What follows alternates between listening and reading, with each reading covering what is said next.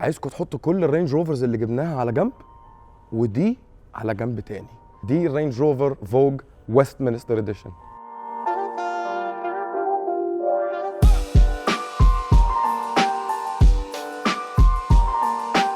كويس ان انت جبت سيره فوج. هي مبدئيا فعلا العربيه اللي معانا دي هي فوج ويستمنستر، بس مش معنى ان العربيه دي بالسايز ده الشكل ده ان اسمها فوج، لان في ناس دايما بتقول لك والله الرينج روفر ده فهي فوج. لا، هي فوج ده عباره عن تريم، يعني في اتش اس اي، في اس في اوتوبايوجرافي، في الفوج اللي هي ويستمنستر. العربيات اللي عندنا موجوده رينج روفر وسبورت وبعدين فيلار وايفوك، دي تعتبر اللي هي اوريجينال. ضافوا عليها بقى الحاجات اللي انت شفتها دلوقتي. انا عارف ان انت بتتكلم على فاكتس، ما بتقولش اراء. بالظبط. رايي انا بقى ان ده غلط، عشان اوكي رينج روفر انت بدات بالعربيه دي، فكان دي العربيه بتاعتك. كبرت بعدين وحطيت ايفوك وفيلار وسبورت وزت. انت اوريدي ملخبط الناس اصلا في لاند روفر ورينج روفر، ومش عايز ادخل في الحوار ده. فليه بقى بتلخبطني تاني بحوار ان في عربيه اصلا اسمها اسم الشركه اللي هو اصلا مش اسم الشركه واسم المهم نرجع بقى للفوج ويستمنستر اللي معانا. العربيه دي من 2012، يعني بقى لها 9 سنين، ودي هتبقى اخر شكل للجنريشن ده لحد ما يتغير السنه الجايه ويبقى جنريشن جديد. الشكل الجديد بتاع الفيس ليفت ده بدا من 2018. الباكج ده اللي هو الجريل، البامبر اللي قدام، البامبر اللي ورا اسمه اتلس ماتريكس ال اي دي رينج روفر. الانجن بتاع العربيه احنا عارفين طبعا ان هي يو بيلد يور اون رينج روفر، يعني انت بتقدر تختار الانجن اللي انت عايزه، الويل بيز بقى، اللونج، العادي، تمام. بس اللي جاي مع الفوج ويستمنستر هو ال 3 لترز انلاين 6، ده بيجي توربو تشارج وسوبر تشارج، اللي هو ام اتش اي في، بيقول لك ان هو مايلد هايبريد، فهو مدخل الاثنين دول مع بعض. العربيه دي 400 هورس باور و550 نيوتن مترز اوف تورك. 0 to 100 بتاعها 6.3 سكندز، 8 سبيد اوتوماتيك ترانسميشن. نيجي لجنب، طبعا رينج روفر عندهم مثلا مليون الا تريم رنجات.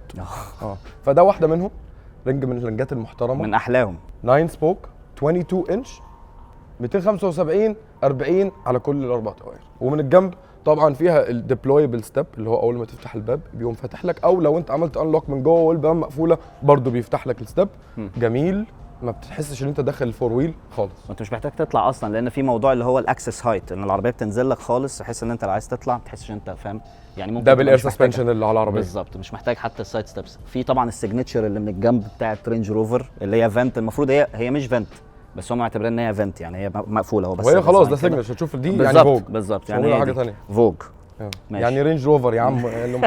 اوكي، ترجع ورا عندك التيل لايتس. التيل لايتس برضو من الحاجات اللي اتغيرت لل 2021 او اللي هي موجوده من 2018.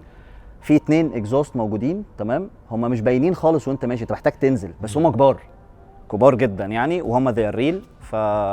ودي الرينج روفر فوج من بره.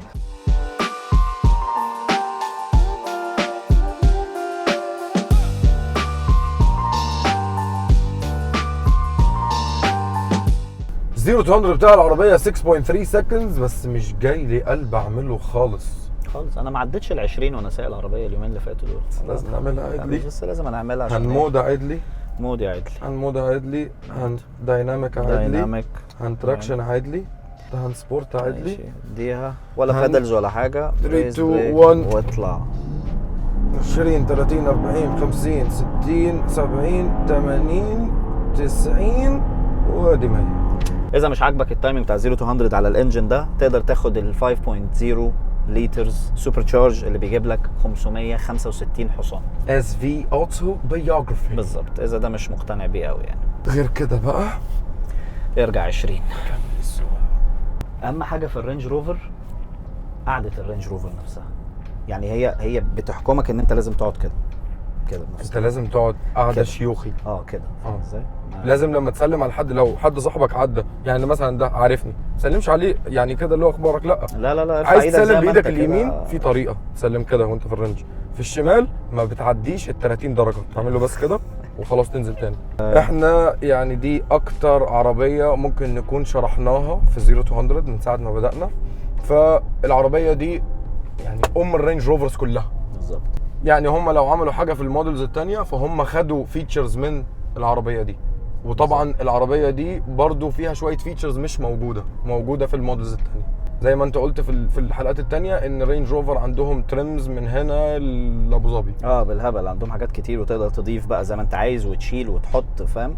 وغير كده ان العربيه زي ما احنا قلنا ان العربيه بدأ من 2018 من 2012 تمام. ففي حاجات هتلاقيها لسه قديمه يعني ما اتغيرتش، بداوا يغيروها بقى في الموديلات اللي بعد كده في السبورت وفي الايفوك وفي الفيلار والكلام ده. زي الستيرنج ويل، الستيرنج ويل عندك ده اللي موجود في الاس في ار، واللي ما شافش حلقه الاس في ار يتفرج عليها فيها تفاصيل او موجود في السبورت عامه يعني. في السبورت عامه بتتفرج تشوف كل التفاصيل اللي فيها، الباتنز نفس الديزاين بالظبط يعني باختلاف طبعا الالوان وكده، كل ده ليه علاقه بالتريم تشويسز يعني. وبرضو عشان التريم تشويسز فجاي الحتتين اللي تحت دول جايين بزي براشت ميتال. اوكي البراش ميتال ده لو ركبت ديفندر هتعرف ان الحته دي متاخده لديفندر موجوده عشان ده بص ازاي سليك ولذر وجميل ومحترم، وبعدين فجاه مديك حته اللي هو شويه عنف. وشكل الستيرنج اساسا في الديفندر مختلف خالص. مختلف خالص هي بس الحتتين دول جيج كلاستر نفس الحاجه نفس الديلي في نفس كل حاجه. حلو جميل شكرا. 12 انش نفس الكونسبت كوبي بيست الاس في حلقه الاس في ار السبورت، وبرده الفيلار والايفوك وكلهم خلاص ده بقى الشكل الجديد بتاع الرينج روفر بالظبط. وطبعا احنا عارفين انه 2022 هيكون شكل جديد، بس احنا بدأنا نشوف معالم الانتيريور من النيو جاكورز، فغالبا هيقرب للشكل هيقرب جدا خاصه من ناحيه الترانسميشن. يعني الترانسميشن ده كان القديم جدا، هو اللي موجود لسه معانا هو نفسه، وما غيروهوش ما اتغيرش بقى. قال لك لما نحط جنريشن جديد نبدا نغير. غيروا في الفيلار الجديده هتلاقي نفس الترانسميشن بتاع الاف بيس تمام. هتروح على الايفوك هتلاقيه مختلف، هتروح على السبورت برضو عادي زي اللي هو جير ليف يعني اوكي. فهو ده الوحيد اللي لسه ما اتغيرش. الستيرنج ويل طبعا اكيد احنا شفنا ديزاينات جديده فاكيد هيتغير. اتمنى ان برضو البي اي في اي سيستم ده يتغير للاحسن. لازم هيتغير لازم هيتغير عشان جاكوار اوريدي خدوا الابروتش ده، وفعلا الريسبونس بتاع السكرين بتاعته حلو جدا قوي جدا. فهم مش بعيد، هم نفس الشركه. ف 2022 انا يعني مستني من الاخر، انا مستني عربيه تنزل تقتل الجي.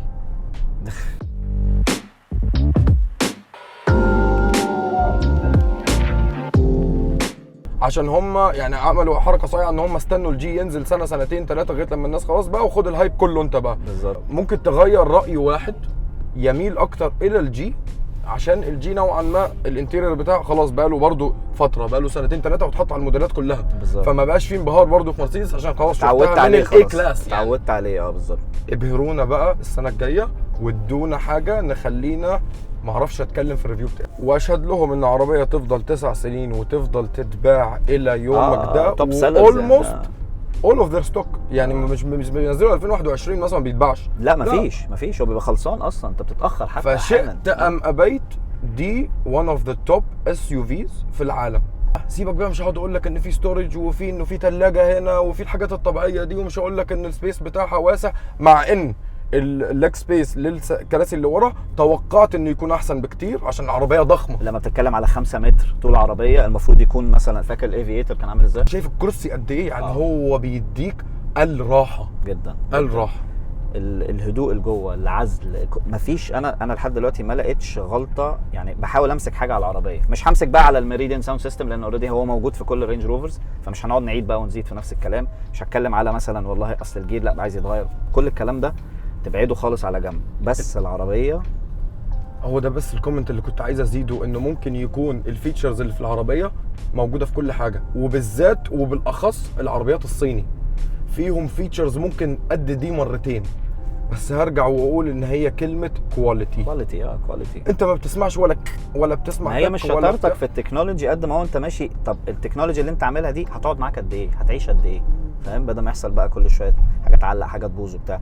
فانت بص اساسا ايزوليشن، يعني اسكت كده مثلا 5 ثواني واحنا وير كروزنج، مش اي حاجه كمان بقى اللي حسيت خلت الرينج روفر او الفوج يعني الكونفينينس اللي ورا، عشان دي عربيه واحد قاعد ورا. طبعا انا لو اشتريت العربيه دي انا اللي هسوقها، مفيش حد هيسوقها لي. بس هي معموله انه سموه يقعد ورا وسموه يمشي، وهي عربيه لسموه.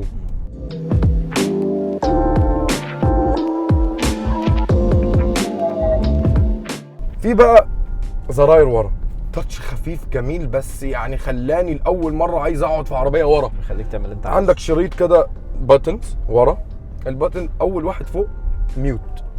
انت بتتكلم في تليفون لسه هقول للسواق وطي. لا ميوت من عندك. بس اللي بعديها تقفل السان شيد، لسه برضه هقول للسواق الغلبان اللي اقفل لي، انا بقفل.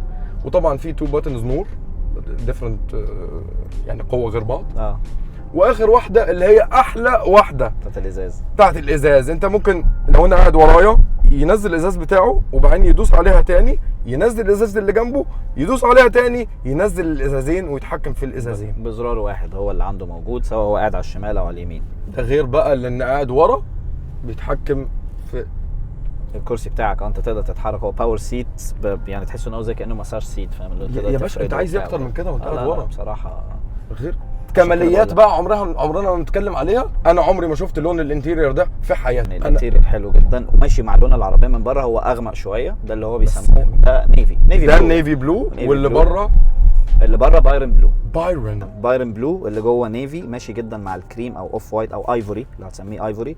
تمام. الليذر سيتس دي اسمها وينزر ليذر سيتس. بص اساسا تحسها حضناك ومسكاك وبتاع، مريحه مفيش مشاكل. طبعا فيها هيتد سيتس وفيها فنتليتد سيتس قدام وورا، في هيتد سيتس وهيتد ستيرنج كمان. هيتد ستيرنج موجود. كل بقى الكواليتي والكونفينينس واللكجري اللي احنا اتكلمنا عليه ده ما هو برضو ما بيجيش ببلاش. سعر العربيه 542,000 درهم، وهقول لك ان السعر برضو مقارنه بكل اللي عندك وكل اللي انت راكبه وبالاسم اللي انت راكبه هو يعتبر عادي. هو ستارتنج برايس اصلا بتاع رينج روفر ان جنرال اللي هي دي تبدا 450,000، دي معانا بكل حاجه فيتد عليها 542,000. ما ينفعش حد يجي يقول لي انه السعر ده ايه السعر ده ومش ايه السعر ده عشان ده السعر الكاتيجوري ده بالظبط. وانا يعني انا ممكن ما اكونش لاقي اكل يعني بس السعر ده لو انا معايا 540,000 ما اجيبش غير العربيه. مناسب جدا مناسب. وانت حر بقى بعد كده، عايز بقى تعلي، عايز تنزل شويه، لو عايز البيت بقول لك فيه 450 دي ارخص من عربيات كتير. وفي يا باشا الاس في اوتوبايوجرافي اقل ستارتنج فروم 875,000 درهم، يعني انت ممكن تعليها اصلا ده من غير الفات، فانت عبال ما تزود بقى الحاجات تكتب لك هنا وما اعرفش ايه هتدفع لك مليونايه في رينج. ورأيي الأخير all time favorite رينج روفر من وجهة نظري بالنسبة لي، فوق الاس في ار وفوق الايفوك وفوق الفيلار وفوق الار دايناميك وفوق كل التريمز I would only choose رينج روفر. فوق بقى اس في اوتوبايوجرافي اي حاجة، بس الشيب ده بصراحة يعني يستحقوا. رينج روفر you've always made us happy، وان شاء الله تكملوا تفضلوا تبهرونا كده. باي باي. باي فين انا؟ باي باي.